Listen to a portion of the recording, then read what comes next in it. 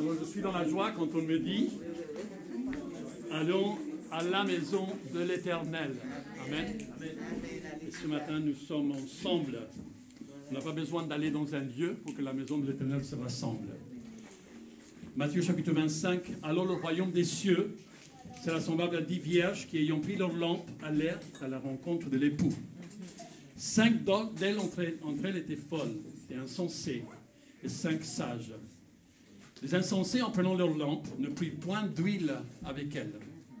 Mais les sages prirent avec leur lampe l'huile avec des vases. Comme l'époux tardait, toutes s'assoupirent et s'endormirent. Au milieu de la nuit, on cria « Voici l'époux, allez à sa rencontre ». Alors toutes ces vierges se réveillèrent et préparèrent leur lampe. Les insensés dirent aux sages « Donnez-nous de votre huile, car nos lampes s'éteignent. » Les sages répondirent « Non, il n'y en aurait pas assez pour nous et pour vous. Allez plutôt chez ceux qui en vendent et achetez-en pour vous. » Pendant qu'ils allaient en acheter, l'époux arriva. Celles qui étaient prêtes entrèrent avec lui dans la salle des noces et la porte fut fermée. Plus tard, les autres vierges vinrent et dirent « Seigneur, Seigneur, ouvre-nous. » Mais il répondit « Je vous l'ai dit en vérité, je ne vous connais pas. Veillez donc, puisque vous ne savez ni le jour, ni l'heure, quand le Fils de l'homme viendra. » Alors nous sommes un peuple qui veille. Amen. Nous sommes un peuple aussi qui veillons à ce qu'il y ait de l'huile dans nos lampes. Et alors quand il y a de l'huile dans nos lampes, donc il n'y a pas d'inquiétude. Notre vie spirituelle, elle avance. La maturité avance. Nous faisons des disciples. L'onction de Dieu est sur notre vie. Vraiment que ce matin, nous puissions encore nous ressourcer en lui. Ressourcer en lui et que nos lampes soient toujours remplies de son huile. Seigneur, merci Seigneur ce matin. Parce que tu nous rassembles. Seigneur, de différents arrière-plans. De différentes expériences de religion dans notre vie. Jusqu'au jour, Seigneur, où nous sommes venus à toi. Nous avons compris, Seigneur, que c'est la relation avec toi qui compte.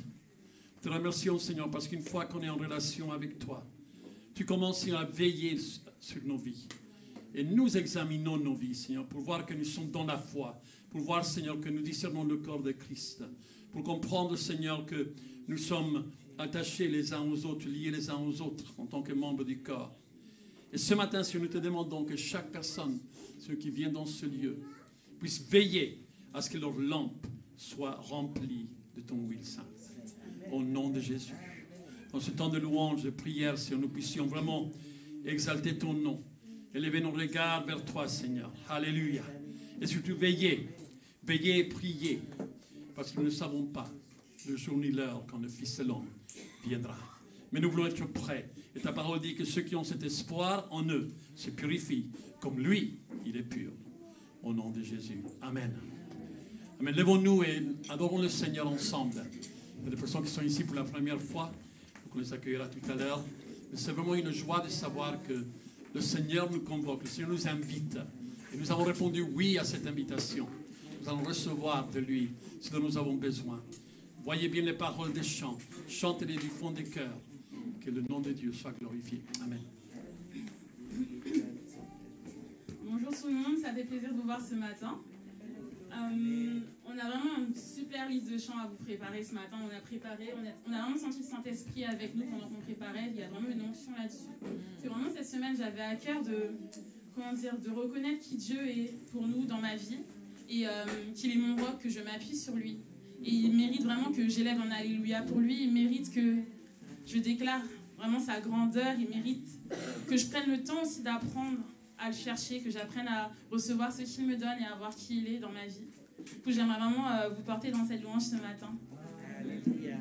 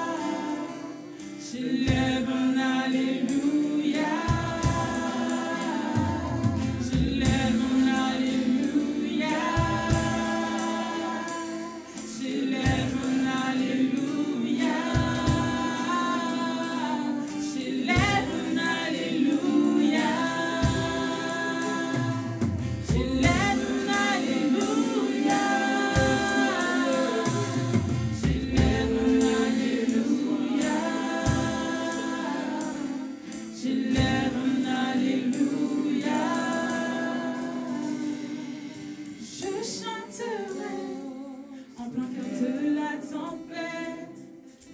Entends mes louanges, résonnant plus fort que l'orage. Depuis les cendres, l'espoir renaît. La mort est vaincue, le roi est vivant. Je chanterai en plein cœur de la tempête. Entends mes louanges, résonnant plus fort que l'orage. Depuis les cendres, l'espoir renaît. La mort est vaincue, le roi est vivant.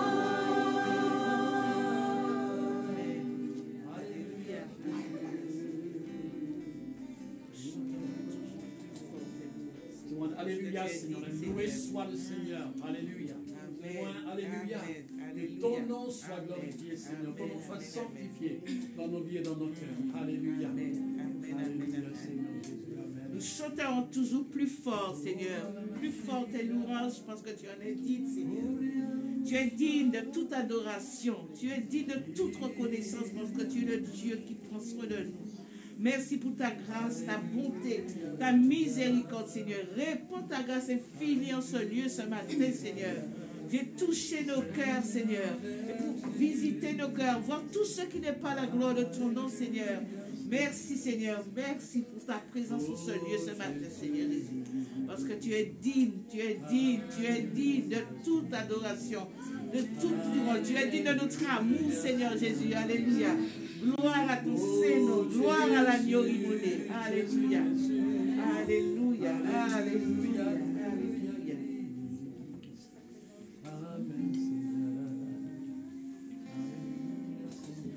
En effet, j'élève un alléluia pour celui qui est plus fort que tout, celui qui a un nom au-dessus de tout autre nom. Alléluia. Si lui, il est pour moi, qui sera contre moi? Il est fort, il est puissant, il est mon rocher, ma forteresse, celui en qui je me réfugie. Alléluia. Merci, Seigneur. Du coup, je vous emmène dans ce chant pour qu'on lui dise qu'il est fort et puissant et on le reconnaît comme notre Dieu fort et puissant. Alléluia.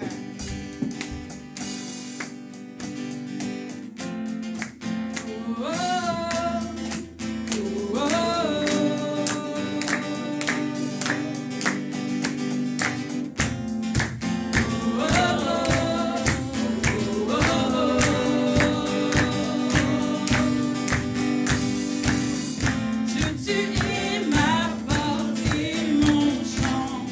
Chaque jour je me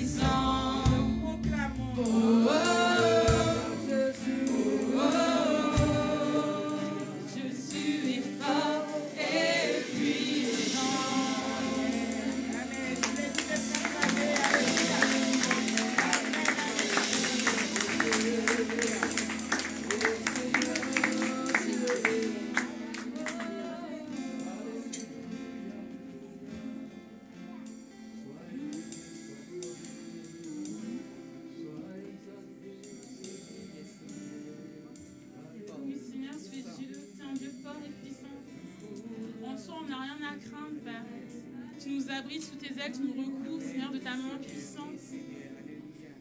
En toi, on n'a rien à craindre, vraiment, Seigneur. Tu es notre Dieu, le Dieu véritable, le Dieu vivant, Père.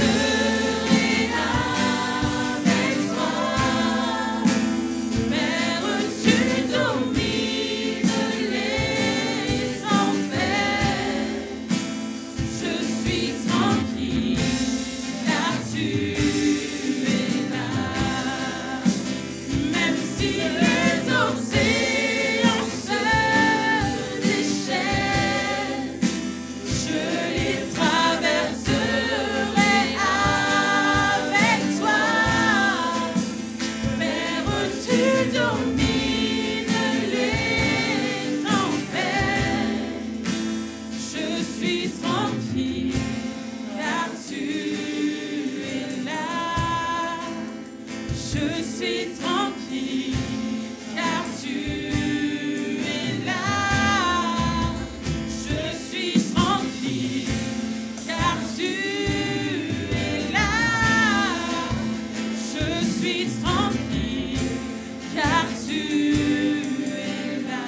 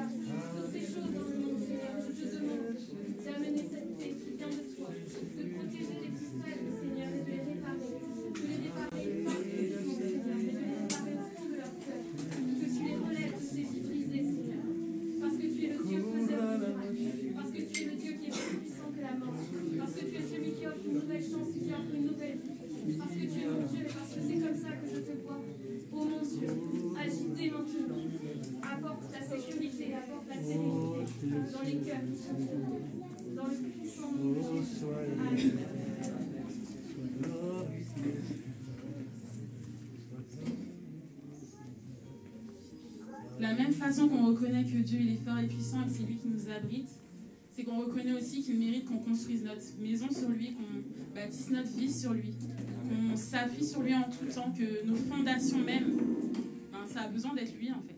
Si lui n'est pas notre fondation, où irons-nous? Que ferions-nous?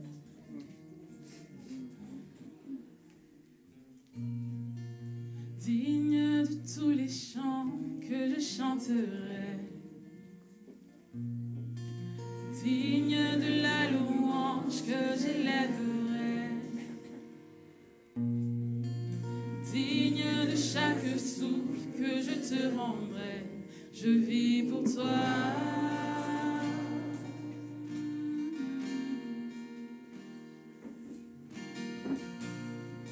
Jésus, le nom au-dessus de tous les noms. Jésus, tu es le seul m'offrant le pardon.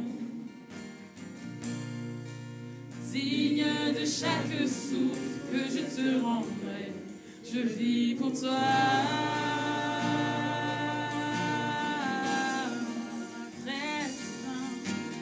Très saint, qui est semblable à toi, qui est comparable. Ouvre mes yeux à ta beauté, révèle ton cœur en moi, révèle ton amour et rends-moi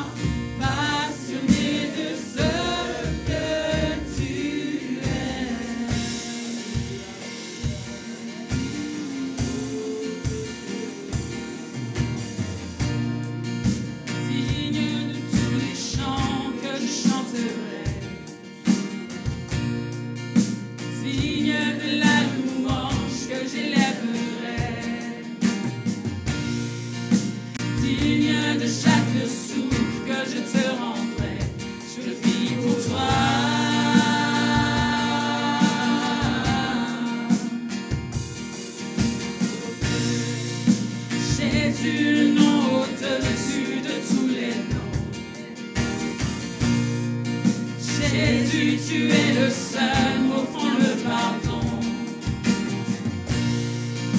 Signe de chaque souffle que je te rendrai, je vis pour toi. Oh, je vis pour toi. Très saint, qui est semblable à toi, qui est comparable. Ouvre mes yeux à ta beauté, révèle ton cœur en moi, révèle ton amour et rends-moi passionné de ce que tu es. Très saint, qui est semblable à toi, qui est comparable. Ouvre mes yeux à ta beauté, révèle ton cœur en moi, révèle ton amour et rends-moi passionné de ce que tu es.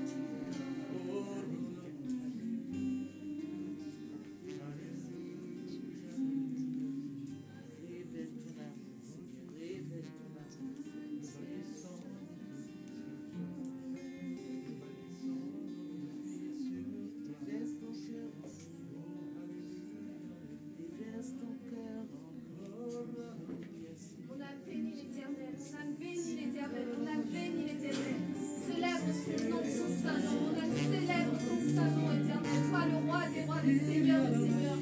Qui est comparable à toi, Seigneur? Nul n'est comparable à toi, Seigneur. Oh Seigneur, tu es bon, tu es merveilleux, tu es excellent, tu es parfait, Seigneur.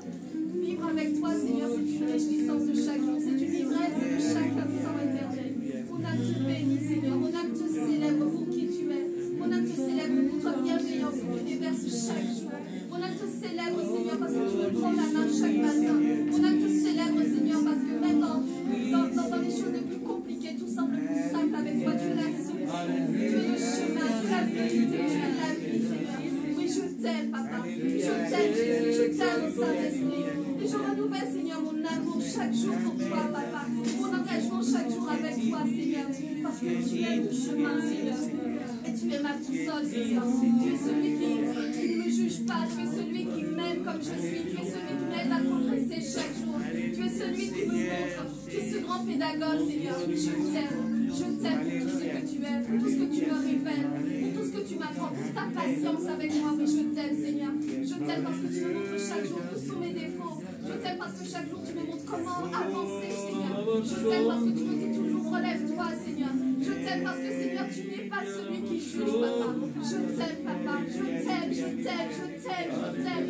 Tout mon être te célèbre, de mes cheveux jusqu'à la pointe de mes pieds, Seigneur. Je te célèbre. Je te célèbre pour qui tu es, pour ce que tu fais, pour qui tu es, pour ce que tu es, Seigneur. Je te célèbre au nom de Jésus.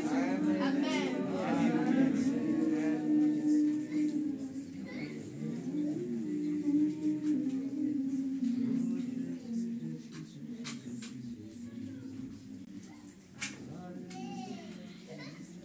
Alléluia, l'éternel notre Dieu, tu es le Dieu de gloire, Seigneur. Tu es le Dieu de bénédiction, Seigneur. Tu es le Dieu de grâce, Seigneur. C'est à toi que je viens ce matin. Pour t'acclamer, Seigneur.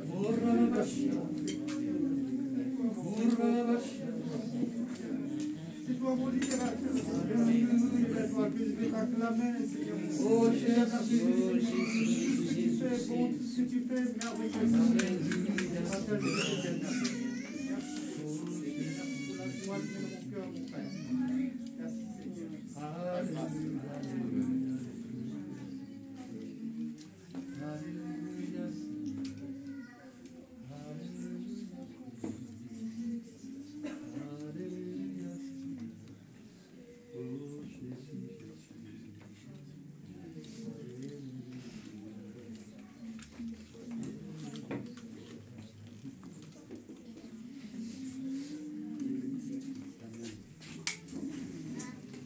Alléluia. Il est la source. Amen.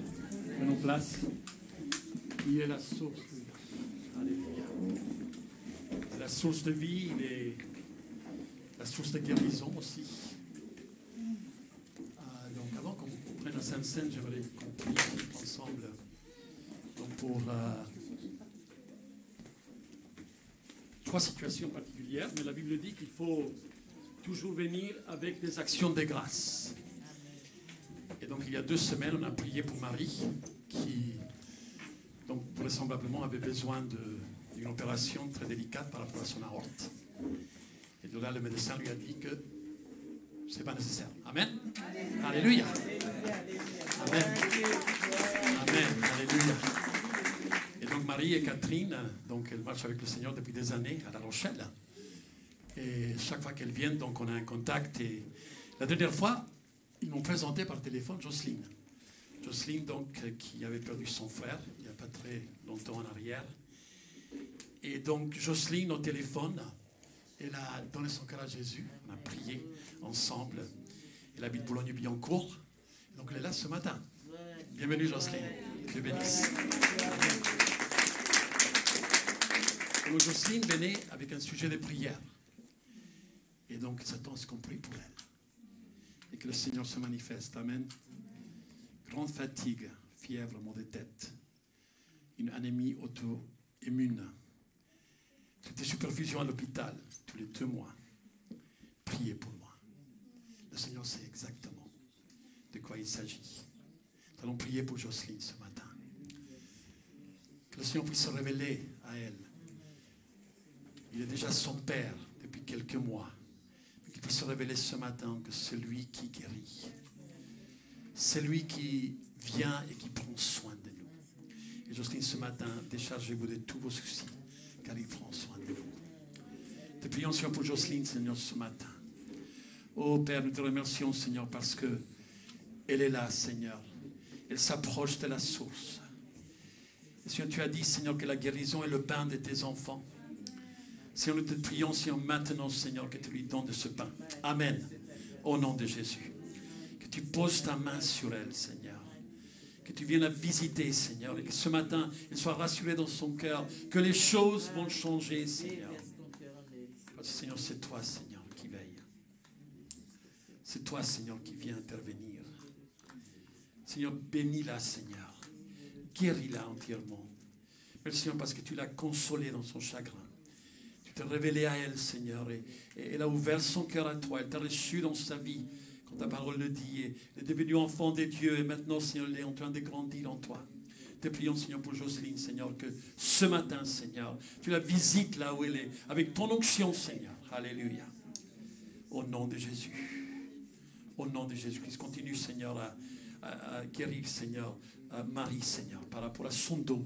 Sur Catherine et leur frère Michel, Seigneur, qui est gravement malade aussi. Au nom de Jésus, nous te demandons, Seigneur, ce matin, de poser ta main sur tes enfants, Seigneur. Merci car le jour est venu quand ils ont ouvert leur cœur à toi. Seigneur, ils sont nés de nouveau. Ils ont commencé, Seigneur, une vie, c'est une relation avec toi. Te demandons maintenant que tu poses ta main sur eux. Au nom de Jésus. Te prions pour Steven ce matin, Seigneur, qui est avec nous, qui a été hospitalisé vendredi. Te demandons, Seigneur, au nom de Jésus, Seigneur, que tu viennes aussi, Seigneur. Visite son corps, Seigneur. Alléluia. Au nom de Jésus, qu'il puisse témoigner, Seigneur, de la manière comment tu agis maintenant par ta puissance. Et nous sommes, Seigneur, d'un commun accord ensemble. Demandons ta guérison pour Steven. Au nom de Jésus-Christ. Seigneur, que les médecins puissent trouver exactement, Seigneur, quel est le problème. Quel est, Seigneur, oh Dieu, la difficulté, Seigneur, au nom de Jésus. Donne-leur le discernement et qu'ils puissent trouver, Seigneur, au nom de Jésus. Te prions, Seigneur, pour Christiane, Seigneur. Oh Dieu, je te demande, Seigneur, aussi que tu poses ta main sur elle ce matin. C'est toi le seul, Seigneur, qui connaît, Seigneur, oh Dieu, qui connaît sa vie, Seigneur, et tu as formé son corps, tu l'as créé. Te demandons, Seigneur, que tu viennes et dans le détail, que tu guérisses, Seigneur, que tu rétablisses, Seigneur, son corps. Au nom de Jésus, une santé, Seigneur. Alléluia. Nous te prions pour chaque personne qui est ici. Aussi, nous venons tous devant toi et nous nous déchargeons de tous nos soucis car tu prends soin de nous. Tu prends soin de nous. Et nous prions les uns pour les autres. Et nous croyons, Seigneur, que tu écoutes la prière. Et nous croyons, Seigneur, que lorsque nous sommes en famille, Seigneur, c'est là, Seigneur, où ta puissance se manifeste aussi. C'est là, Seigneur, quand nous sommes en famille, c'est là, Seigneur, où ta puissance se révèle et se manifeste. Alléluia. Au nom de Jésus. Oh, nous te louons, nous te bénissons, nous t'exaltons, Seigneur. Viens, Seigneur, prends la place du roi dans nos vies et dans nos cœurs et que ta volonté parfaite, Seigneur, se réalise. Au nom de Jésus. Au nom de Jésus-Christ. Alléluia, Seigneur.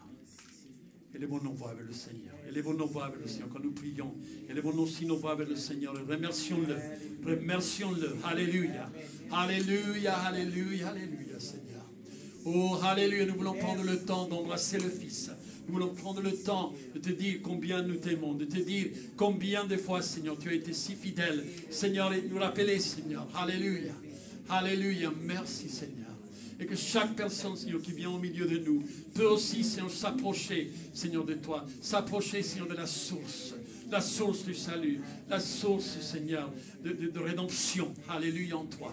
Oh Jésus-Christ. Alléluia, Seigneur. Et toutes les autres bénédictions, Seigneur, qui viennent à notre vie, Seigneur. Afin qu'on puisse, Seigneur, te servir. Alléluia. Te servir pleinement. Au nom de Jésus. Alléluia, Seigneur. Alléluia. Oh Jésus. Alléluia. Merci, Seigneur Jésus. Merci, Seigneur. Alléluia, Christ. Que ton nom soit élevé et glorifié. Confirme ta parole par des signes, par des prodiges, par des miracles. Confirme ta parole, Seigneur. Au nom de Jésus. Je devine, Seigneur, aussi ce matin. Au nom de Jésus-Christ. Guéris, Seigneur, son dos. Au nom de Jésus. Guéris son épaule. Au nom de Jésus-Christ. Oh Seigneur. Alléluia, alléluia. Tu es la source. Nous venons à la source, Seigneur. Seigneur, et en même temps, Seigneur, Nous voulons, Seigneur, que tu nous remplisses de ton huile sainte. Nous voulons remplir les vases que nous sommes, que les vases que nous sommes soient remplis. Alléluia. Nos lampes soient remplies, Seigneur. Alléluia, Jésus. Alléluia, Christ. Alléluia pour le roi. Amen, Seigneur. Alléluia, Jésus. Amen, Seigneur. Sois honoré, sois glorifié. Au nom de Jésus-Christ. Amen. En tant que famille, nous allons aussi participer à la Sainte Seine ce matin. Je vais lire en 1 Corinthiens chapitre 11. Quand j'ai reçu du Seigneur ce que je vous ai enseigné, c'est que le Seigneur Jésus, dans la nuit où il fut livré, prit du pain. Et après avoir rendu grâce, le rompit et dit, « Ceci est mon corps qui est rompu pour vous, faites ceci en mémoire de moi. » Même après avoir soupé, il prit la coupe et dit, « Cette coupe est la nouvelle alliance en mon sang. Faites ceci en mémoire de moi toutes les fois que vous en boirez. Car toutes les fois que vous mangez ce pain et que vous buvez cette coupe, vous annoncez la mort du Seigneur jusqu'à ce qu'il vienne. C'est pourquoi celui qui mangera le pain ou boira la coupe du Seigneur indignement sera coupable envers le corps et le sang du Seigneur. Que chacun d'entre s'éprouve soi-même, et qu'ainsi il mange du pain et boive de la coupe. Car celui qui mange et boit sans discerner le corps du Seigneur mange et boit un jugement contre lui-même. C'est pour cela qu'il y a parmi vous beaucoup d'infirmes, des malades, et qu'un grand nombre sont morts. C'était le cas dans l'église de Corinthe. Mais quand nous sommes jugés, nous sommes châtiés par le Seigneur, afin que nous ne soyons pas condamnés avec le monde. Alors examinons nos cœurs. Prenons un moment. Fermons nos yeux et examinons nos cœurs. Sonde-moi, ô Dieu, connais mes pensées. Regarde si je suis sur une mauvaise voie. Et conduis-moi sur la voie, alléluia, de la vérité. La voie de l'éternité. Ce n'est pas un rite auquel nous participons. Nous voulons vraiment célébrer la Pâque ce matin. Célébrer ta fidélité. Célébrer, Seigneur, le fait. Oh Seigneur, que tu es venu, Seigneur, pour nous racheter de nos péchés, nous racheter notre ancienne manière de vivre.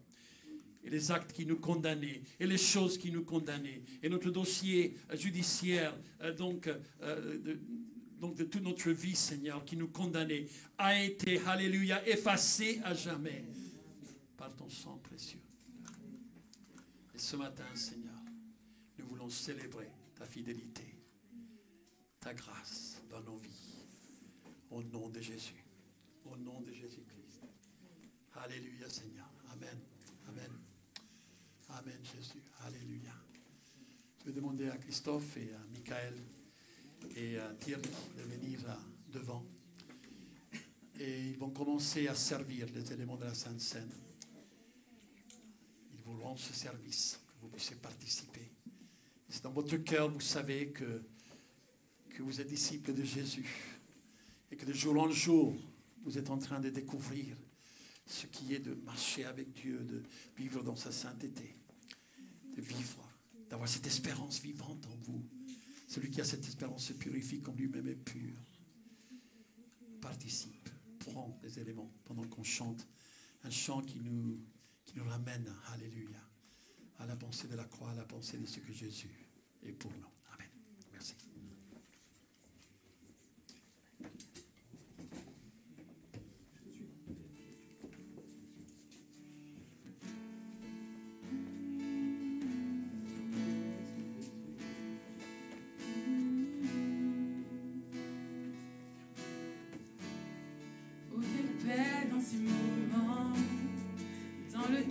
De ta présence, quand le bruit faiblit et tu parles à mon âme, tu as toute mon attention. Fais-moi entendre ta voix, je ne veux rien manquer. Seigneur, mon cœur désire plus de toi, mon cœur recherche ta face alors. Je cède à toi, tout en moi est ému par ton amour, captivé par qui tu es. Conduis-moi à te connaître plus encore. Je veux m'approcher de toi, laisser mes peurs derrière moi. Seigneur, viens toucher ma vie. À nouveau. Oh, oh, oh, oh.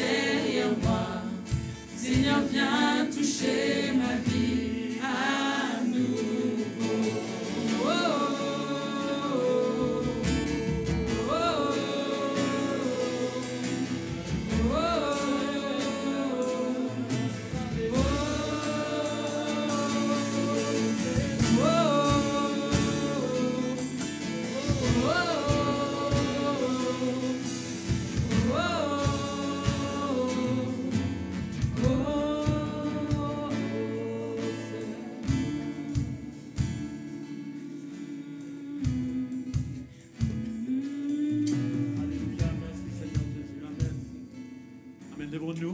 Alléluia. Alléluia, Jésus. Oh Seigneur Jésus-Christ.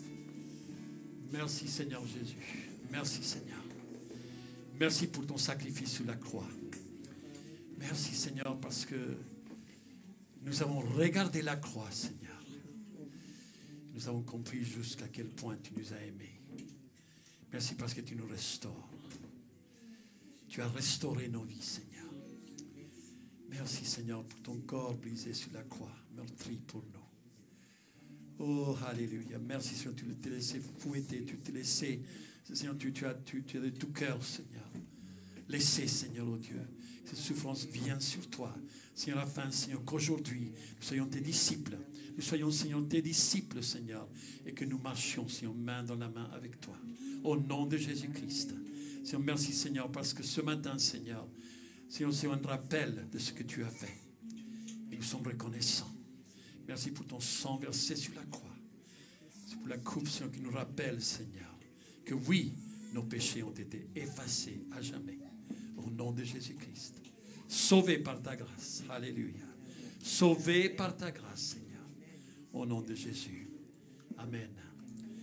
Participons. Tous ceux qui ont pu le recevoir, participons. Donc avec confiance, tout simplement en disant, Seigneur, nous te remercions. Nous t'exaltons, Seigneur Jésus. Nous te bénissons, Seigneur. La grâce, Seigneur. Alléluia. La grâce, Seigneur, que tu nous as fait. Au nom de Jésus. Alléluia, Seigneur. Alléluia. Merci, Seigneur Jésus. Merci, Seigneur. Et aujourd'hui, si nous nous engageons, Seigneur, à vivre chaque jour, si on est devant cette table que tu nous as offerte. Cette table, Seigneur, de ta paix, cette table, Seigneur, de ta rédemption. Seigneur, que chaque jour, Seigneur, soit un témoignage et que nous soyons un témoignage vivant là, Seigneur, où tu nous appelles. Au nom de Jésus-Christ. Amen. Alléluia. Jésus, Jésus, Jésus, Jésus, Jésus, Jésus, Jésus,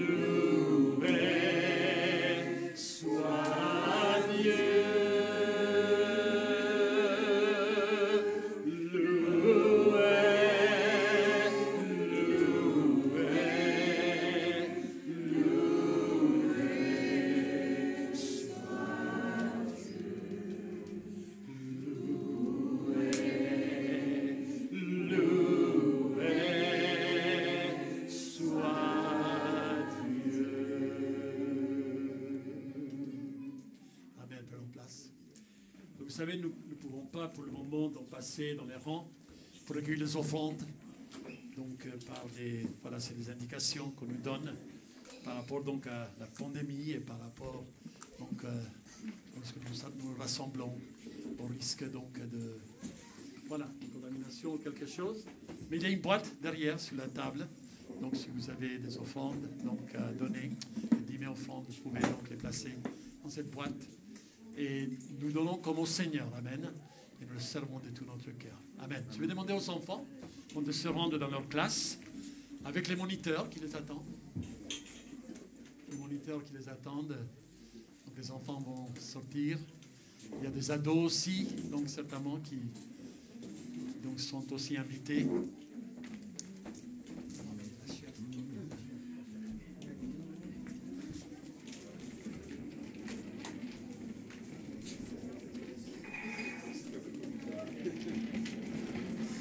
Amen. Alléluia. Amen. C'est un bon problème de ne pas avoir eu assez. Donc il faut qu'on achète d'autres plateaux. Mais c'est la joie du Seigneur. Alléluia, qui remplit nos cœurs, qui remplit nos vies. Alléluia, merci Seigneur. Les ados, les jeunes, ils grandissent. Et donc, prions aussi pour que ceux qui les reçoivent aujourd'hui puissent aussi vraiment donc parler à leur cœur, de la même manière que nous recevons la nourriture spirituelle au travers des messages. Aussi, donc, dans chaque classe d'école de dimanche, la présence du Seigneur se manifeste et se révèle. Amen. Je vais demander à David de venir et ouvrir la parole de Dieu avec nous. Alors, sortez vos Bibles, donc, et tout simplement, soyons à l'écoute. Amen. Merci, bonjour. Enfin, rebonjour pour ceux que j'ai déjà vus. C'est toujours une joie. Il n'y a pas de coïncidence, il n'y a pas de hasard, parce que ce matin, j'ai choisi de vous parler de la foi. Amen. Alors, pour certains, je vais enfoncer des portes ouvertes, ou déjà ouvertes, mais on est bien d'accord que le meilleur des apprentissages, c'est la répétition. Amen. Amen. Peut-être il y a une diapo qui peut s'afficher quelque part. Peut-être. Peut-être. On va attendre 30 secondes.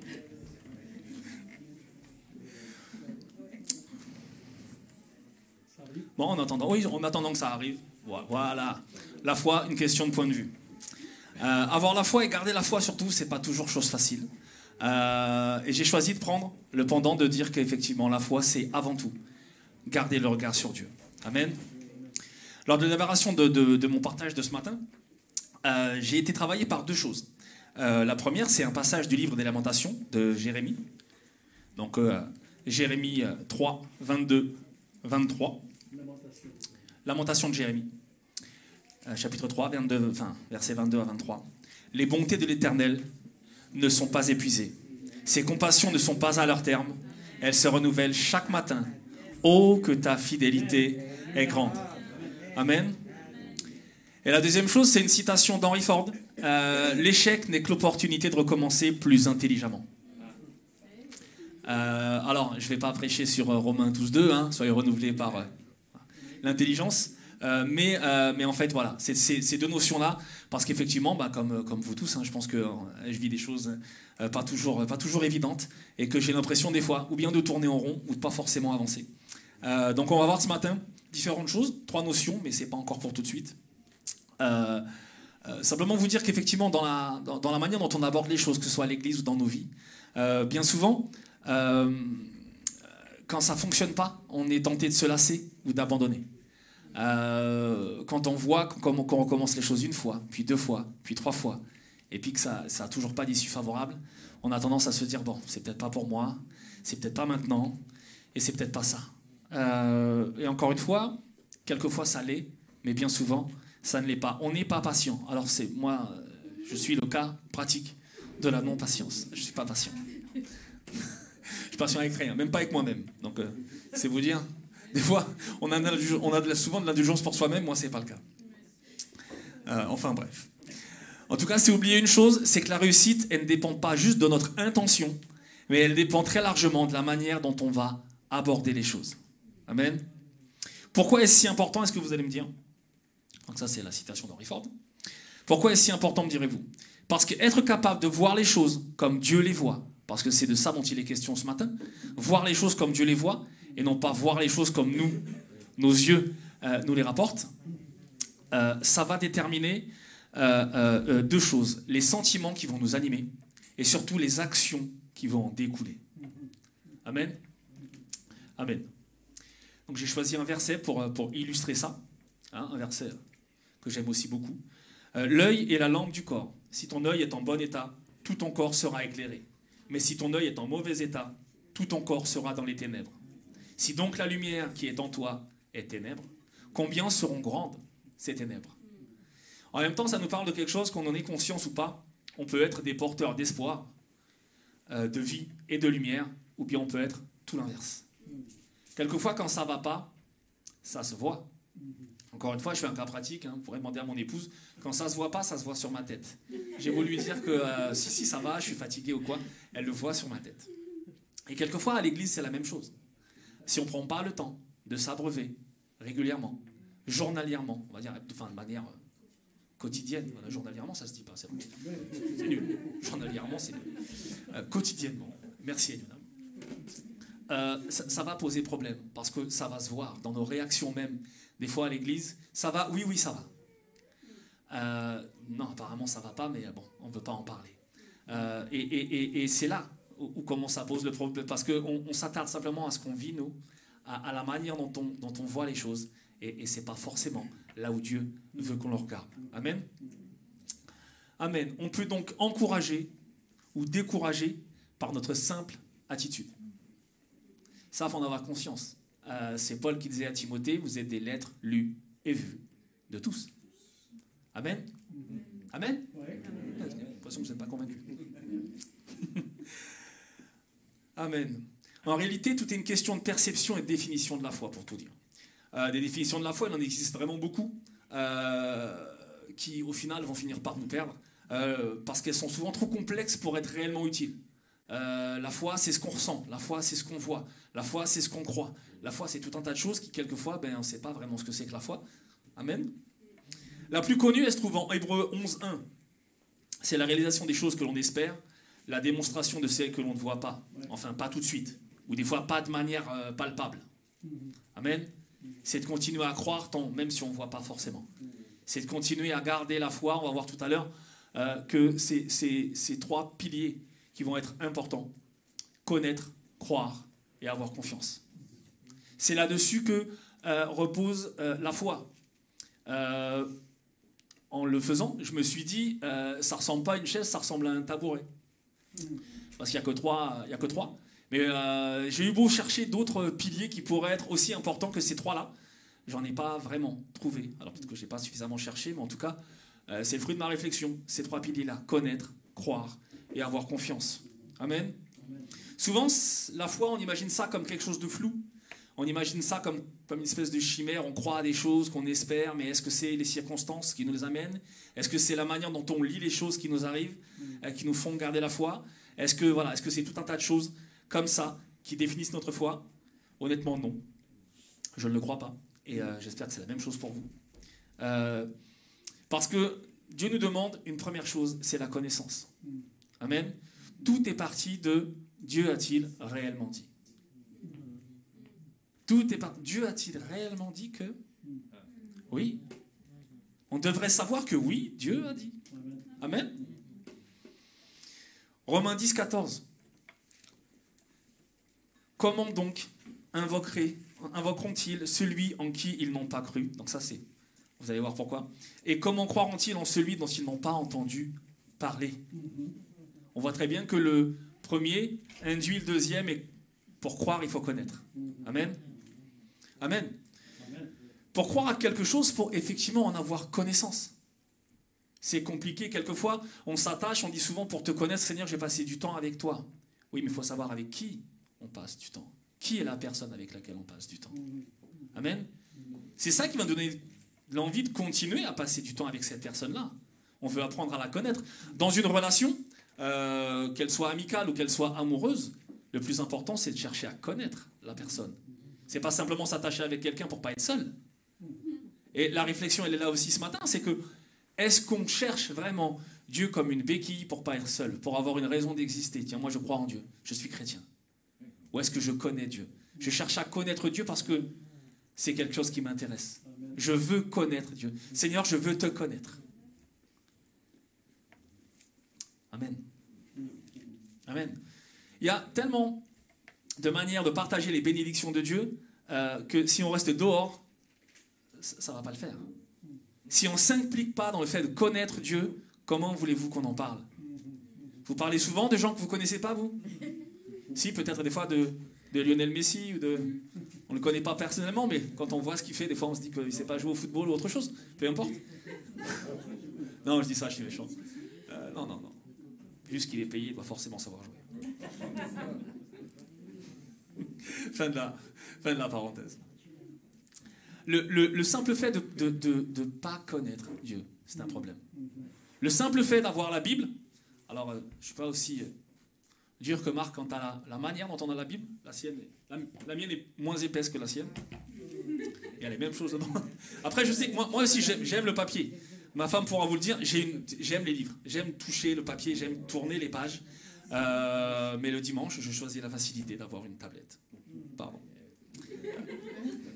Non, pardon, parce que c'est vrai que ça n'incite pas. Comme je disais tout à l'heure, il y a aussi des attitudes qui, même si on en est convaincu, si on ne les explique pas, et si on ne donne pas à connaître ce qu'on fait, les gens peuvent se leurrer. Après tout, pourquoi nous, on devrait avoir la Bible si les gens qui prennent la parole le dimanche, ils ne l'ont pas. Et moi, je vous explique que c'est une question de poids. Voilà. Pas de poids spirituel, mais de poids. Voilà. Après, c'est un parti prenant.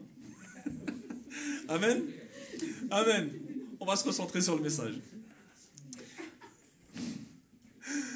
La connaissance, effectivement, c'est pas simplement une accumulation de faits ou un élargissement de notre culture biblique. On ne va pas toujours chercher à lire la Bible tout le temps, etc., pour avoir vraiment une grosse culture. C'est nécessaire quelquefois, mais c'est pas que dans ce sens-là qu'on va se diriger. Il peut sembler que, effectivement, la connaissance, ça permet d'abord le fait qu'on ait connaissance et la naissance de promesses qui nous lient à Dieu et qui deviennent là, ce coup-ci, dépliées dans nos vies. Ceux qui connaissent ton nom se confient en toi. Donc ça, c'est le psaume 9-10. Hop, c'est bon. Et ça s'affiche. Ceux qui te connaissent, oui, voilà. Ceux qui te connaissent se confient en toi, car tu n'abandonnes pas ceux qui te cherchent, ô Éternel. On voit donc que la connaissance permet surtout la connaissance des promesses qui sont attachées à son alliance. Dernièrement, Michael nous expliquait la différence entre effectivement un contrat et une alliance. Un contrat, c'est une performance. Une alliance, c'est des promesses.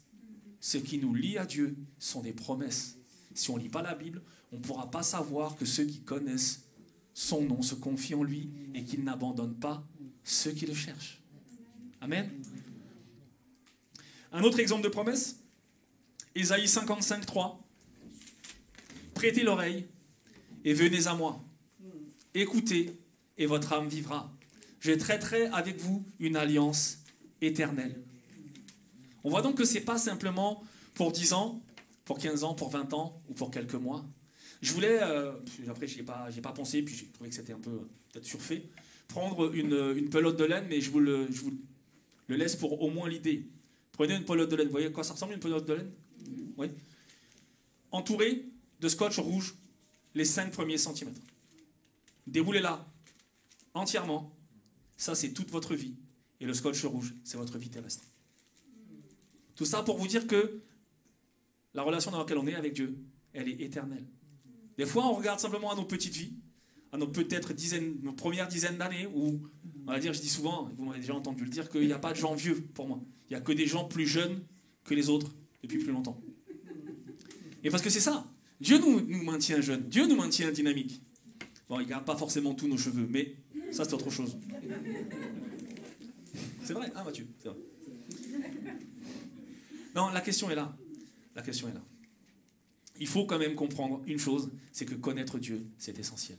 Connaître ses promesses, c'est essentiel. Et ce n'est pas essentiel simplement pour nos vies terrestres, c'est essentiel pour la vie d'après. Pour qu'on puisse s'appuyer là-dessus, pour qu'on puisse comprendre qu'il ne s'agit pas simplement que de nous-mêmes et de notre propre petite vie. Amen. Amen. Un autre aspect des promesses de Dieu, c'est les projets qu'il a pour nous ne s'arrêtent pas à nos vies terrestres. Même si c'est pas forcément facile à comprendre, mais quand on lit la Bible, des fois, on se dit waouh, c'est tellement profond, c'est tellement loin, c'est pour tellement longtemps que ça peut paraître étourdissant. Quelquefois, ça peut étourdir un peu.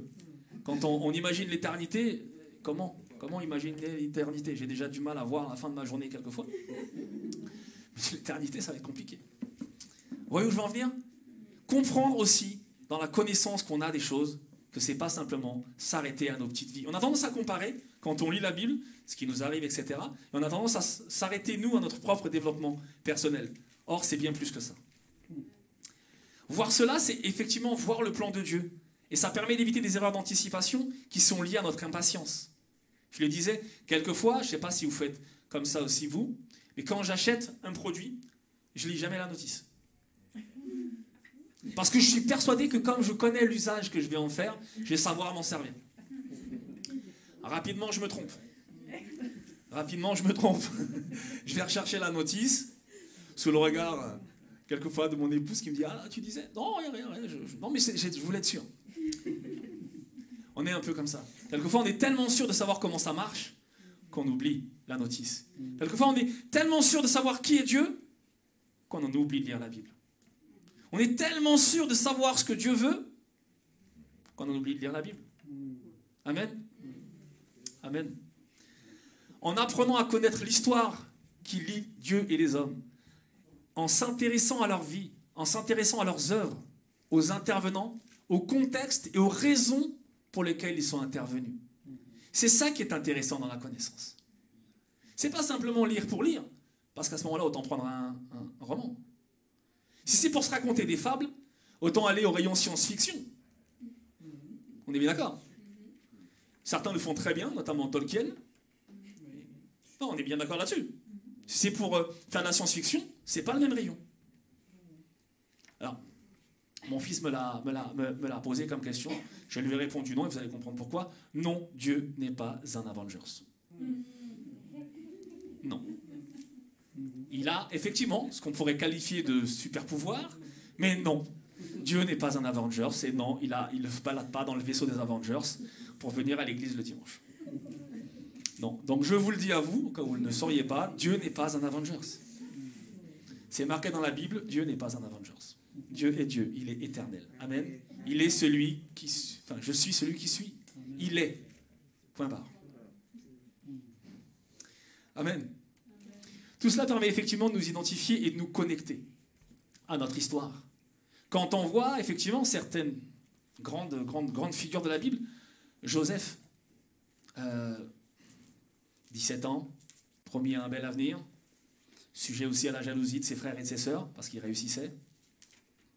Heureusement qu'il était basé dans la loi. Heureusement qu'il connaissait ces choses-là, parce que c'est là-dessus qu'il s'est appuyé pour le reste. S'il avait simplement regardé à sa vie, l'esclavage, le mensonge, la trahison, il n'aurait pas vu qu'il s'agissait de la royauté, enfin, pas la royauté, parce que c'était Pharaon, il était numéro 2, il n'aurait pas vu tout le reste. Et c'est souvent aussi ça. S'il avait simplement vu sa petite personne, il n'aurait pas vu que le rôle de tout ça, c'était simplement pour sortir le pays d'Égypte. S'il n'avait pas répondu à ça, s'il n'avait pas connu ces choses-là, il n'aurait jamais permis au peuple de sortir d'Égypte. Amen. Amen. Ça nous amène effectivement à la deuxième nécessité presque. C'est qu'effectivement, croire, ça va sembler important. Il ne suffit pas de connaître une foule de choses sur Dieu, d'avoir une culture biblique, je le disais, ou une culture théologique, comme on dit, pour avoir la foi. Il ne suffit pas d'être en capacité de connaître, parfois même d'expliquer certains phénomènes, pour avoir la foi. On dit souvent que quand quelqu'un est vaincu, il n'est pas forcément... Enfin, il est forcément... Ouais, il est vaincu, mais il n'est pas convaincu. Quelqu'un de convaincu est forcément vaincu. Et là, c'est la même chose, même si ce n'est pas le même levier. C'est la même chose. La foi, ça s'acquiert avec la connaissance de Dieu. Ça s'acquiert avec la relation qu'on peut avoir avec Dieu. Ça ne s'acquiert pas simplement à force de lire des choses. On disait, il y en a toujours qui croiront aux Avengers, d'autres à Tolkien et d'autres à Christ. Amen. Amen. La deuxième nécessité, effectivement, c'est de croire. Pourquoi croire? Parce que ça rend les choses vraies et ça rend les choses utiles. Si déjà on n'est pas capable de confesser de nos bouches que Jésus-Christ est mort et ressuscité pour chacun d'entre nous ce matin, c'est pas la peine d'aller plus loin. C'est pas la peine d'aller plus loin. Si on n'en est pas capable déjà là, si on n'est pas capable de croire ça, le reste n'est pas utile. Ça part de là. Connaître et déjà commencer par croire ça. Si on n'est pas capable de croire aux petites choses, de croire aux petites choses, c'est pas la peine d'aller plus loin, en vérité. Croire, ça rend les choses utiles et vraies, je le disais. Croire, c'est surtout croire que nous sommes sauvés et justifiés. Quelquefois, quand on voit nos vies, quand je vois ma vie, quand je vois mes erreurs, j'ai du mal à croire que je sois justifié. Parce que je me dis, je suis tellement humain, je suis tellement charnel quelquefois, que non seulement je ne le mérite pas, mais que j'ai du mal à croire que c'est vrai. Ensuite, en lisant, en priant, là, de nouveau, la connaissance revient. Le fait que je crois aussi. Amen. Amen. Cependant, c'est pas, vous l'aurez compris, c'est pas simplement le fait de savoir ce que Dieu fait et ce que Dieu veut. C'est pas forcément d'y croire qui va nécessiter le reste. Mais ça permet, enfin ça paraît presque idiot, mais il faut croire que Dieu existe. Je disais tout à l'heure, Dieu c'est pas un Avengers. On sait tous que les Avengers ça n'existe pas. Ben, j'espère. Sinon il faut qu'on parle à la fin. Mais ça paraît idiot de le dire, mais il faut croire que Dieu existe, que ce n'est pas un personnage de fiction. Amen. Il faut croire qu'il nous veut participants à son plan. Il ne fait pas les choses tout seul. Oui, Joseph a répondu. Il a eu besoin de Joseph pour sortir. Enfin, il n'avait pas forcément besoin de Joseph pour sortir le peuple, mais il a voulu Joseph participant. Amen. Ça paraît bête, hein, tout ce que je vous dis. C'est presque des fois des évidences, hein, mais il faut croire aussi qu'il nous écoute, qu'il nous entend et qu'il répond à nos demandes. Quelquefois, on dit j'arrête de prier parce que j'ai l'impression que Dieu ne m'écoute pas. Si, il t'écoute. Il y a des fois, simplement, il attend que tu aies fini de parler pour répondre. Et des fois, on ne se lasse pas de lui parler. Donc, il n'a pas d'occasion de répondre. Il y a aussi le pendant, qui est de se dire que quelquefois, il répond. Alors, ou bien on ne l'écoute pas, ou bien ce n'est pas forcément la réponse qu'on attendait. Et tant qu'on n'a pas la réponse qu'on attend, on continue à poser la question. C'est comme les enfants. Mon fils, tant que je ne lui ai pas dit oui, mais je peux avoir? Non, d'accord, ok. Mais je peux avoir? Non, non. Ah, d'accord. Mais je peux avoir? Non, toujours pas. Et on est un peu comme ça quand quelquefois on demande à Dieu. Seigneur, t'as pas entendu? Si, si. Non, Seigneur, t'as pas compris? Si, si, j'ai très bien compris. Non, mais Seigneur, il y a un compte. Oui, je sais, mais toujours non. Ou bien toujours pas comme ça. Seigneur, je veux aller, je sais pas moi, je pense, parce que je vois Philippe. Je veux aller évangéliser en Afrique. Non, non, tu iras dans le 93. Oui, mais moi j'aime l'Afrique. Oui, moi j'aime le 93. Et voilà, et des fois, on a beau connaître, on a beau croire, on a du mal à rentrer dedans. C'est fou. C'est fou. Excusez-moi. Il faut croire que les évangiles aussi sont de lui, inspirés par son esprit. Pas simplement le fruit de l'imagination de quelques hommes qui se sont mis à écrire des nouvelles qu'on pourrait qualifier pour certaines de science-fiction. C'est une folie, pour ceux qui se perdent, la Bible dit. Mais effectivement, il faut croire que ces livres-là, ces 66 livres répertoriés, sont de lui, sont inspirés par son esprit. Amen. C'est ce qui va rendre palpable, vrai et utile. Je le disais, c'est aussi ça, croire. C'est savoir ce que l'on croit. C'est pas tout croire. Il y a la connaissance, oui. Et qu'est-ce qu'on en fait de cette connaissance? Est-ce qu'on l'applique au fait de croire? Ou est-ce qu'on se contente de le savoir? Oui. Des gens, enfin, je vais faire, pas mon dramaturge, mais des gens tous les jours meurent en sachant qui est Jésus, sans y avoir cru. C'est vrai. On va voir aussi ça à la fin. Enfin, croire à la justification par la foi et non par les œuvres. Oui, nous avons une place dans son plan, mais la gloire, elle est pour lui. Oui, Joseph avait une place dans son plan. Oui, Joseph était destiné, si on peut dire ça comme ça, à sortir le peuple d'Égypte. Mais la gloire n'était pas pour Joseph. La gloire était pour lui.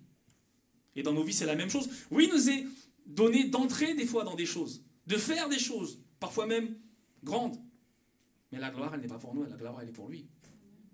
Quand vous voyez un concert, vous ne glorifiez pas l'instrument. Et pourtant, c'est ce qu'on fait un peu, quelquefois. Si on n'y prête pas attention, on va se mettre à glorifier l'instrument et pas la personne qui en joue. Nous sommes des instruments. Amen. Alors, des fois, on a l'impression de se sentir simplement utilisé. Oui. Mais non, il n'y a pas que ça. Encore une fois, c'est beaucoup plus complexe. Ce que je vous dis, j'essaye effectivement de ne pas non plus être trop alambiqué, mais toujours est-il qu'il faut qu'on puisse comprendre ces choses-là, connaître et croire. Croire ce que l'on sait et ne pas chercher à croire autre chose que ce que l'on sait. Amen. Amen. Croire que c'est par lui que nous avons accès au Père et que nous sommes justifiés. Croire déjà juste ça, c'est justifier Jésus-Christ. C'est passer au-delà de la loi qu'il a entièrement accompli. Croire que c'est par lui que nous avons accès au Père, pas par nos bonnes œuvres. Il y a une différence entre faire le bien et faire du bien. Des fois, oui, mais bon, je me comporte bien. Je suis désolé, ça ne va pas suffire. Pourquoi? Ouais, mais c'est ton point de vue. Non, c'est le point de vue de Dieu. Ça ne va pas suffire. Si lui, juste pour que tu l'écoutes, juste pour que tu saches qu'il t'aime, il est allé jusqu'à crucifier son fils, je crois que faire le bien, ça ne va pas suffire. Il va falloir s'impliquer un peu plus. Je pense.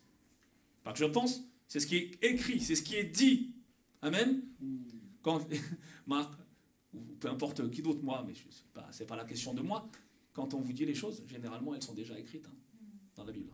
On n'invente pas. Ces choses-là, en plus, ça ne s'invente pas, je vous rassure. Ça ne s'invente pas, des choses comme ça. Même des fois, on aimerait les lisser, on aimerait les pondérer. Non, la vérité, c'est la vérité. Tu ne passes pas par Jésus, tu n'as pas accès au Père. Après, j'aimerais que ce soit autrement, parce que ça faciliterait le salut de quelques-uns. Ce n'est pas le cas.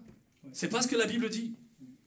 Amen. Alors arrêtons de chercher des choses que la Bible ne dit pas aussi.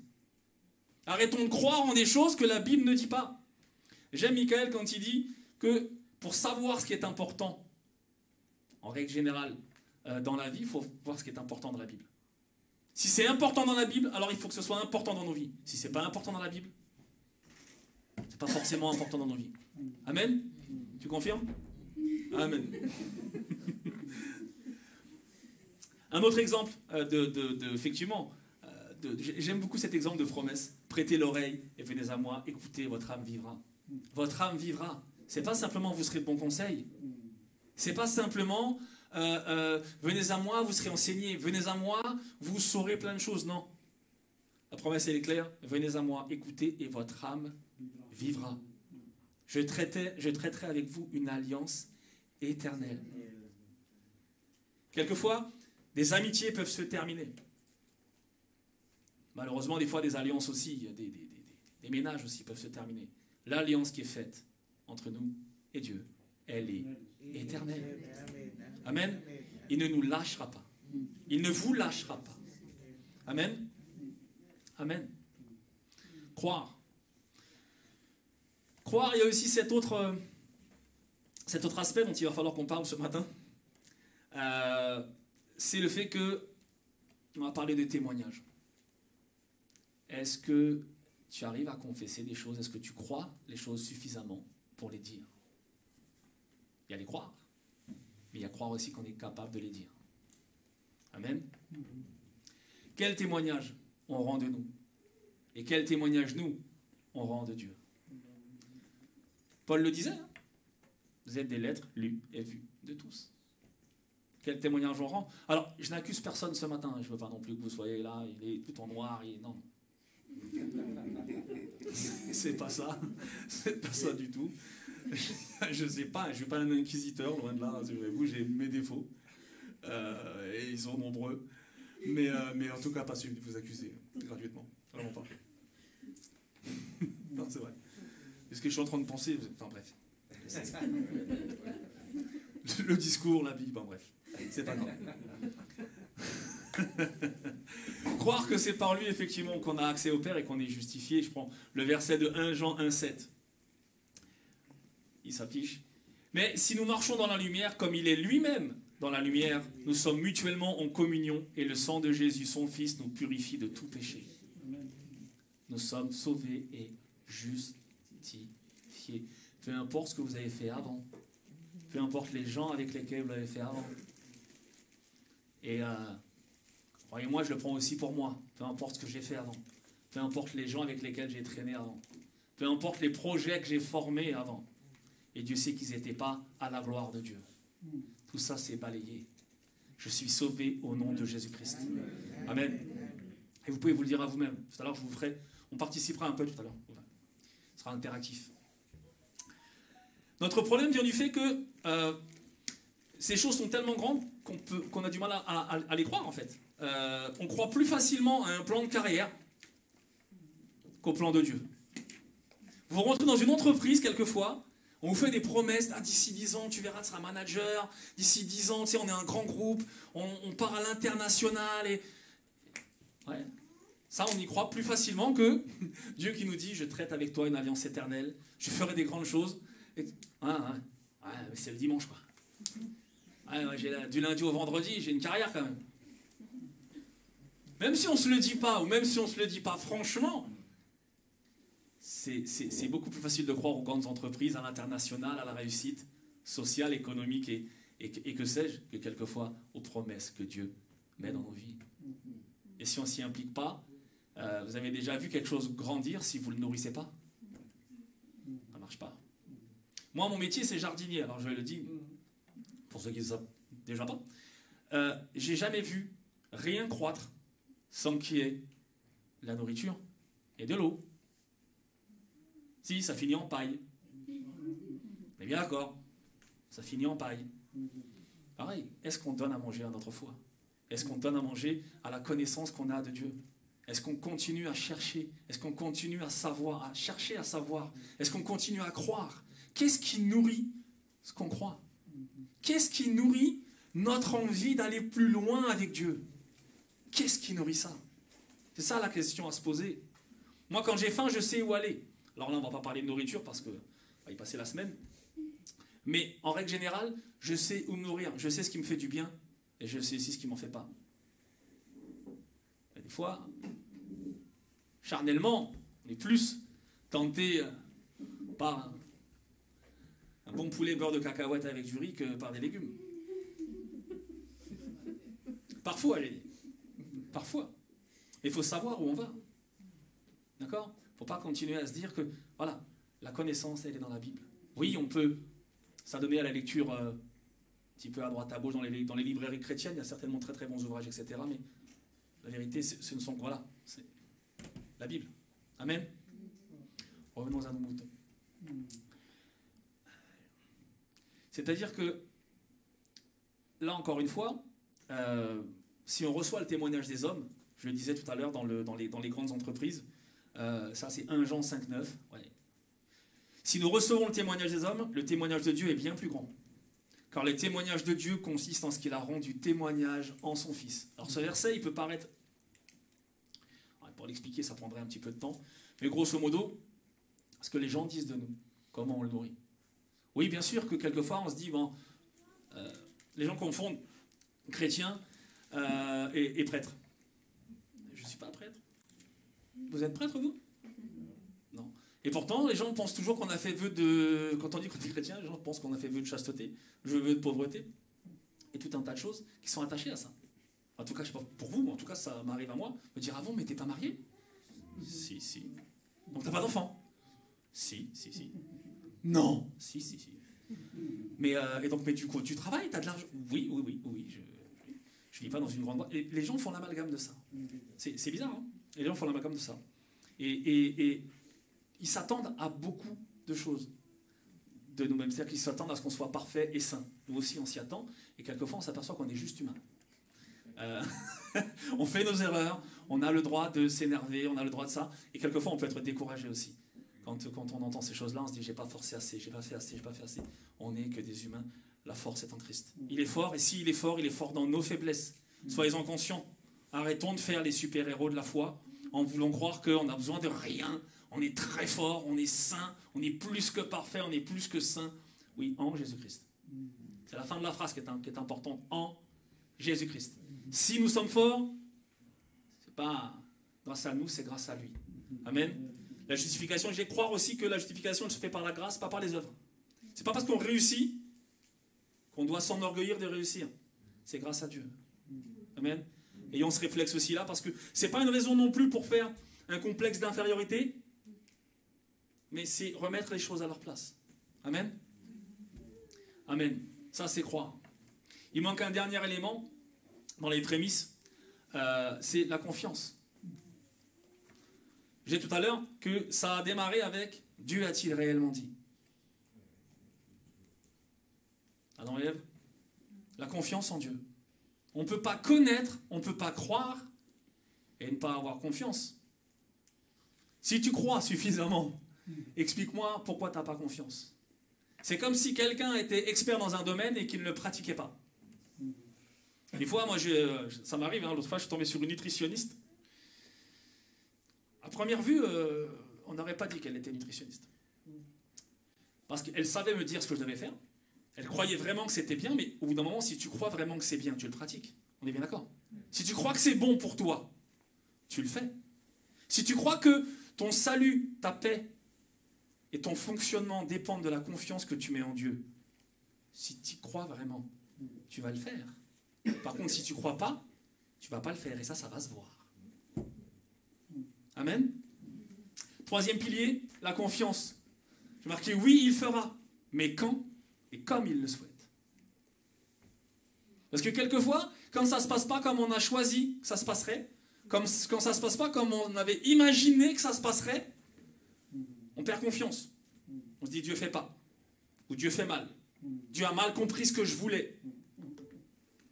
Dieu n'a pas entendu ce que j'ai demandé. Si, j'ai dit tout à l'heure, si, Dieu a très très bien entendu. Mais il s'agit de suivre son plan et pas le nôtre. C'est sa volonté, non la nôtre. Christ a été obéissant en tout. Oui, bien sûr que j'imagine, et je ne fais qu'imaginer encore une fois, n'allez pas me faire dire ce que je n'ai pas dit. J'imagine qu'il a eu envie de descendre de cette croix. J'imagine. Il a dit non, pas ma volonté, mais la tienne. J'imagine que dans sa tête, un scénario s'est dessiné. Il y a peut-être moyen de faire autrement. Non, il n'y a pas moyen de faire autrement. C'est le plan de Dieu. Et des fois, avec Dieu, on négocie. Seigneur, il y a peut-être moyen de faire autrement. Non, il n'y a pas moyen de faire autrement. C'est ma volonté et non la tienne. C'est mon plan, pas le tien.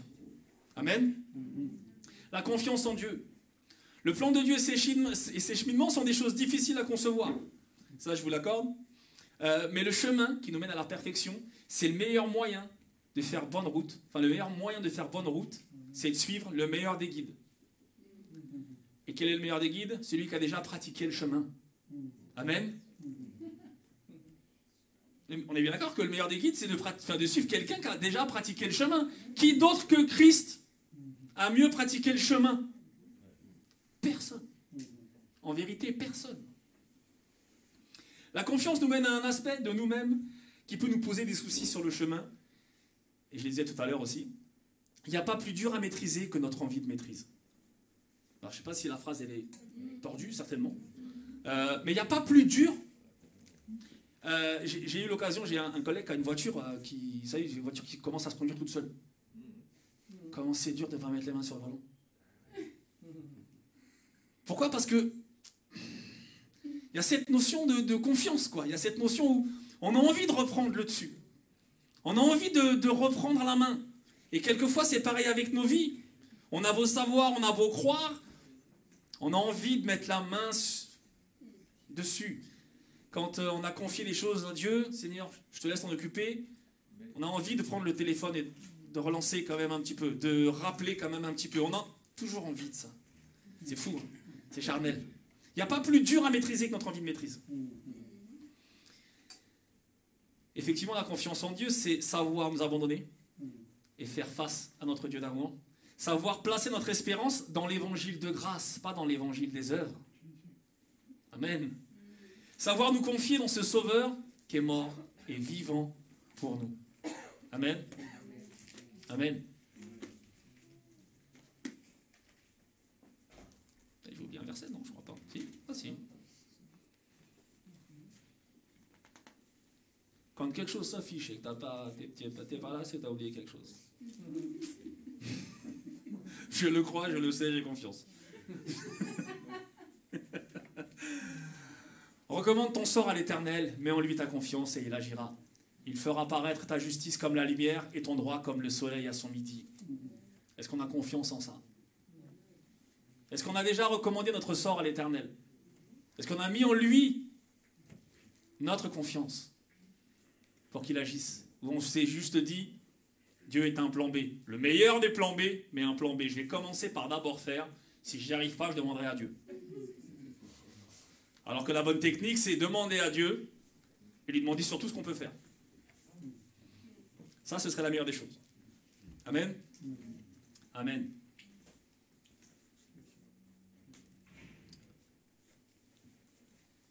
Du coup, peu perdu. Mais je me suis retrouvé.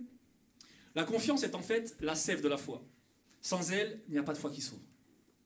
Si on n'a pas confiance dans le plan de Dieu, si on n'a pas confiance, si on n'a pas confiance dans le plan de Dieu, si on n'a pas confiance dans le fait qu'il est aux commandes, est-ce que vous monteriez dans un train ou dans un avion, il n'y a pas de pilote? Mais quand je vous dis pas de pilote, c'est pas de pilote. Hein. C'est même pas un pilote automatique. Pas de pilote. Vous le feriez, vous? Moi, non. La foi sans confiance, c'est ça. Et même si on vous disait, bon, il y a un pilote, mais c'est un pilote automatique, une intelligence plus ou moins artificielle, vous prenez pas. Si vous prenez, vous avez intérêt à avoir sacrément confiance. Sacrément. La foi peut paraître semblable à une corde qui nous est tendue. Souvent, elle nous sépare du précipice, ou souvent, elle nous met en sécurité. Une corde, généralement, il m'arrive de monter dans des arbres, plus ou moins de réussite. Hein. J'ai failli me couper le bras. Généralement, on est tenu par une corde. Si je n'ai pas confiance dans cette corde, je ne vais pas monter bien haut. Alors oui, je vais pouvoir monter jusqu'à là où je suis sûr de ne pas me faire mal. Je me dis, si la corde ne tient pas, je ne tomberai pas de haut. Et des fois, c'est la même chose avec Dieu. Comme on n'a pas tout à fait confiance dans ce qui nous est présenté, on a tendance à monter à une hauteur dont on est sûr qu'on pourra redescendre facilement, et quelque chose qui ne nous implique pas. Plus on a confiance dans cette corde, plus on est sûr qu'on va monter haut, parce qu'on est sûr qu'on est assuré par cette corde. Je disais, la foi, elle est semblable à cette fameuse corde dont je vous parlais. Il faut croire que celui qui l'attend veut nous sauver, et que cette corde suffit à nous sauver. C'est ça aussi la confiance. Oui. Ta grâce seule me suffit. Même s'il nous enlève tout, ta grâce seule me suffit. Alors ça, c'est facile à dire. On est bien d'accord. Quand on a tout, c'est facile à dire. Quand on a un toit, quand on a les gens qui nous sont chers autour de nous, quand tout va bien, c'est facile à dire. Oh, ta grâce seule me suffit. Par contre, quand on commence à enlever au fur et à mesure, ça on enlève. Ça on enlève. Vous savez, quand on parle d'être émondé, au fur et à mesure, le Seigneur te dit, ah, tu es jeune dans ta vie, tu veux que je fasse cas de toi, mais je vais m'occuper de ton cas. Ça on enlève. Tu veux que ta vie soit à ma gloire, ça on enlève. Ça, on déplace. Ça, on enlève. Tu gardes confiance? C'est à voir. La confiance, elle implique l'idée de se reposer, de se fonder sur quelque chose. D'accord?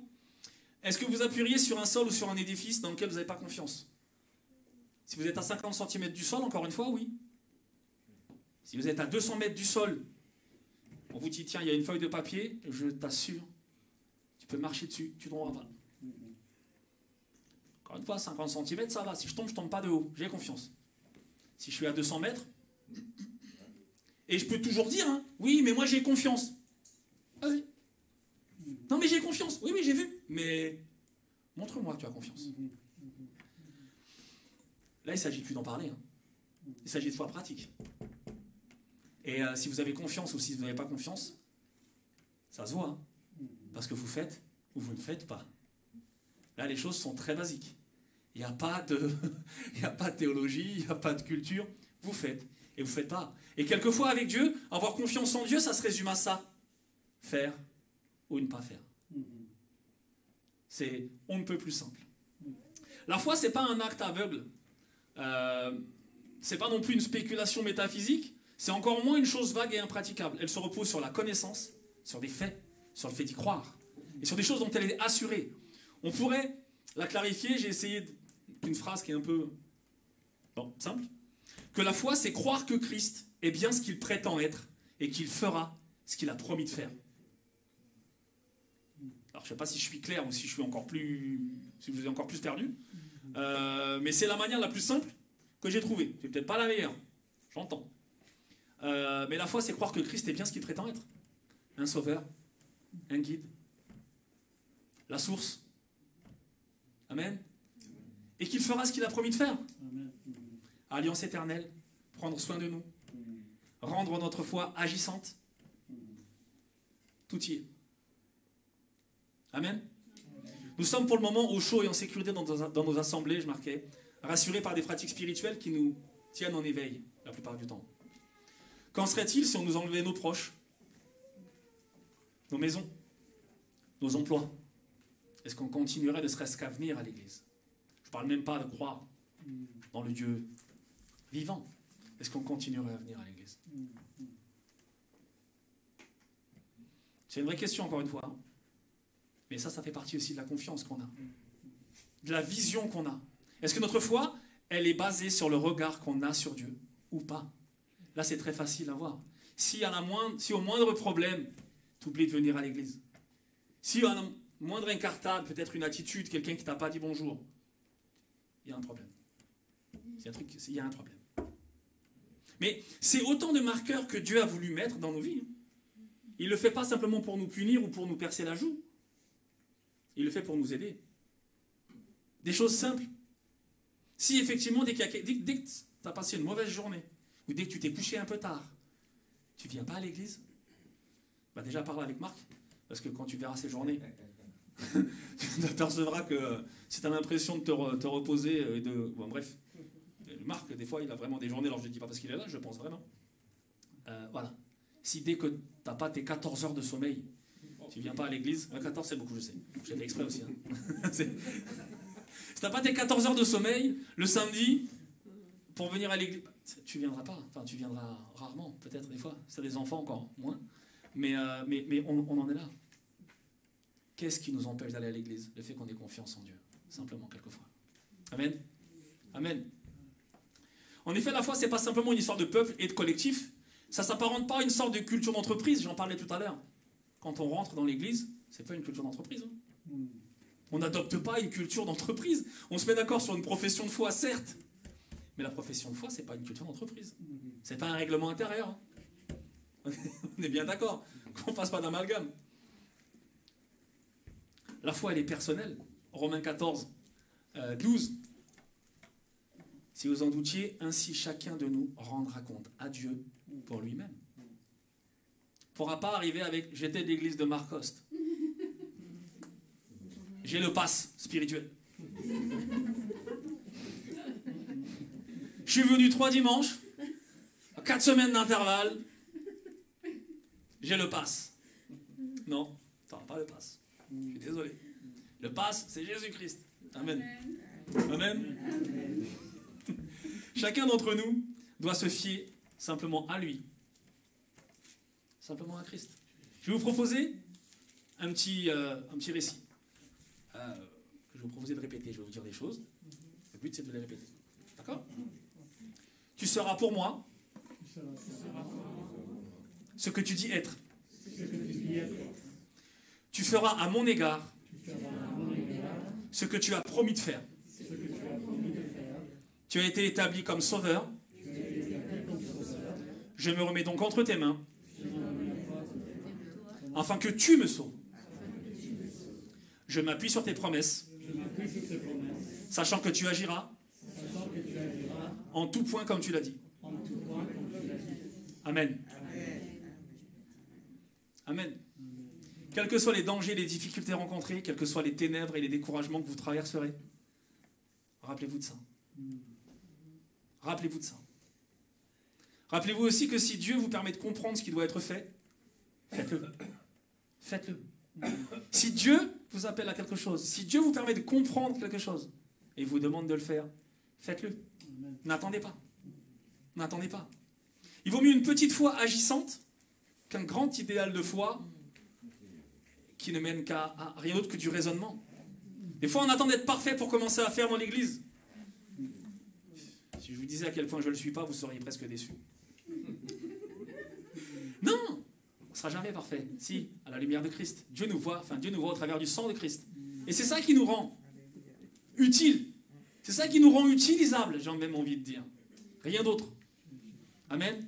Si Dieu te permet de faire, si Dieu te donne la capacité de faire, ou si Dieu te permet de comprendre ce qui doit être fait, fais-le, mon frère, fais-le, ma soeur. Vraiment.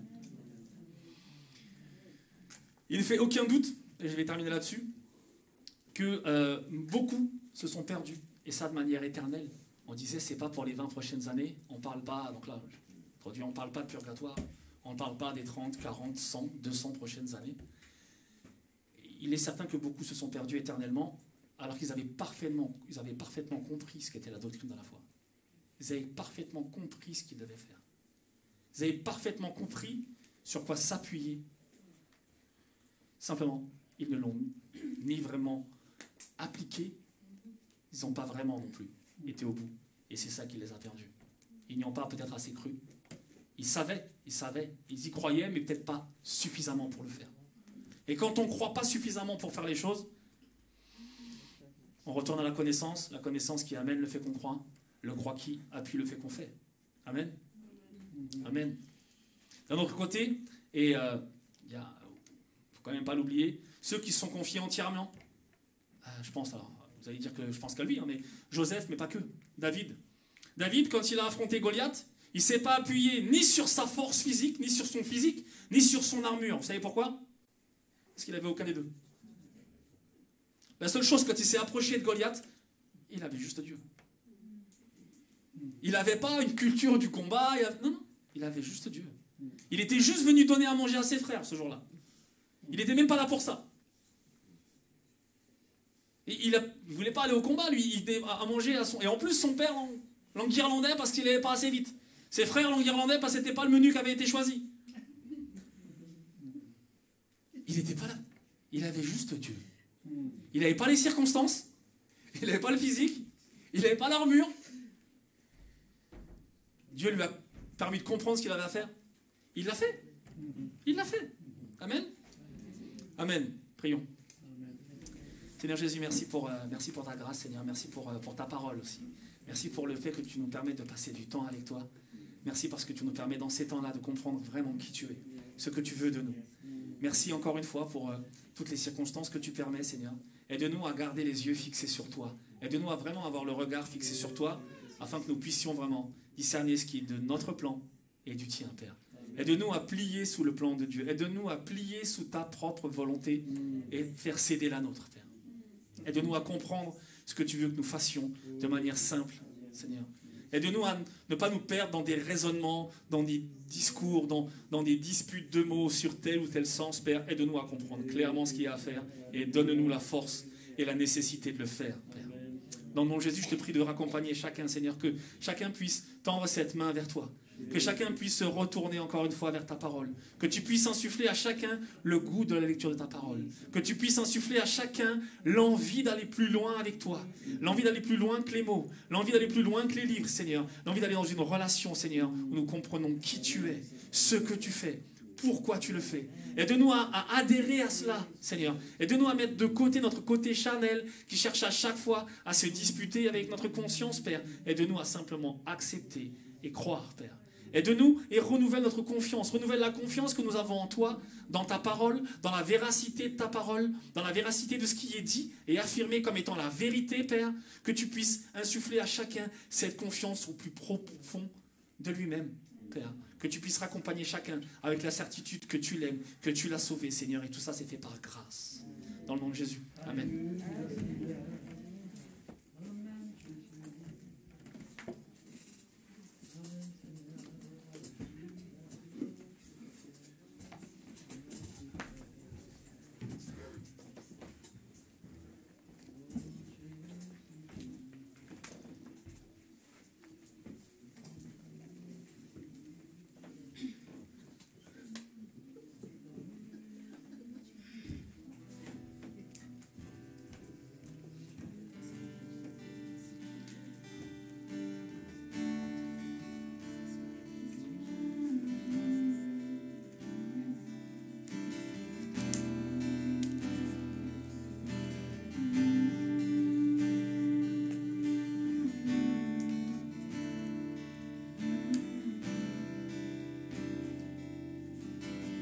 Je veux être sensible à ton cœur, sensible à ta voix, sensible à tes bras quand tu viens vers moi. Je ne veux plus me cacher de toi, faire longtemps loin de toi. avec ce moi que je ne reconnais pas. Je veux être sensible à ton cœur, sensible à ta voix, sensible à tes bras quand tu viens vers moi. Je ne veux plus me cacher de toi, perdre mon temps loin de toi, face à face avec ce moi que je ne connais. Tu dis que ceux qui te cherchent, tu ne les abandonnes pas. Ceux qui demandent en toi recevront avec joie. Tu dis que ceux qui te cherchent, tu ne les abandonnes pas. Ceux qui demandent en toi recevront avec joie. Apprends-moi à te chercher comme il se doit. Apprends-moi à recevoir toujours avec joie. Oh, apprends-moi à te chercher comme il se doit. Apprends-moi à recevoir toujours avec joie.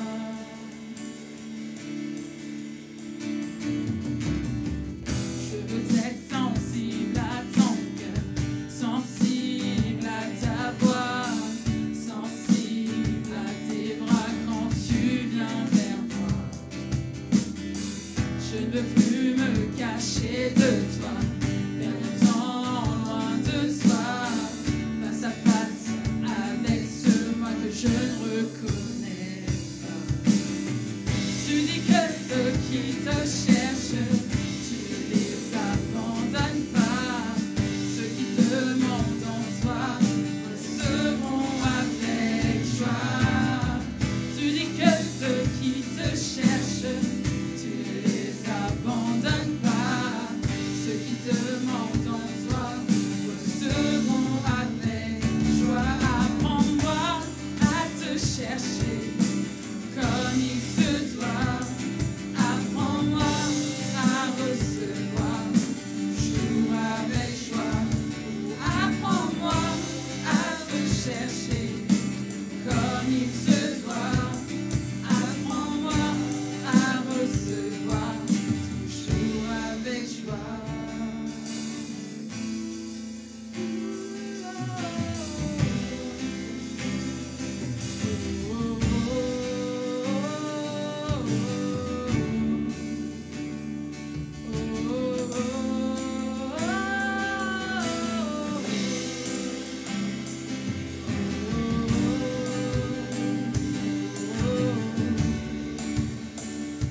Que mon cœur puisse devenir comme le tien à l'avenir.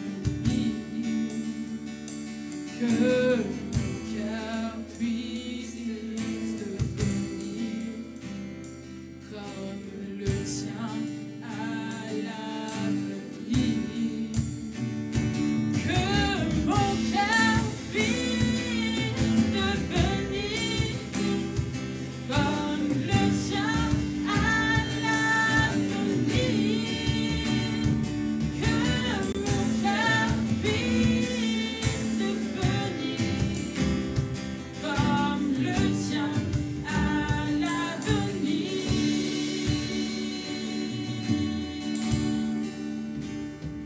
Apprends-moi à te chercher comme il se doit. Apprends-moi à recevoir toujours avec joie.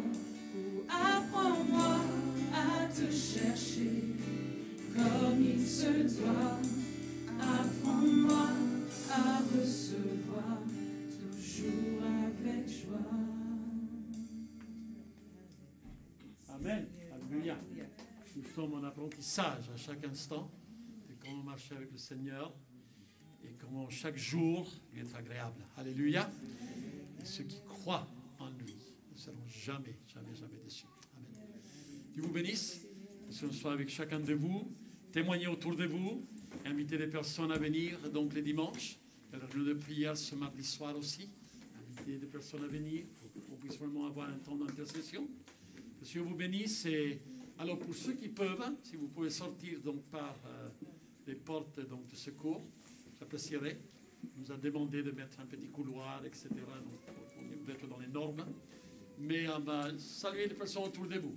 Ne partez pas sans saluer, sans donc, donner un peu de courage.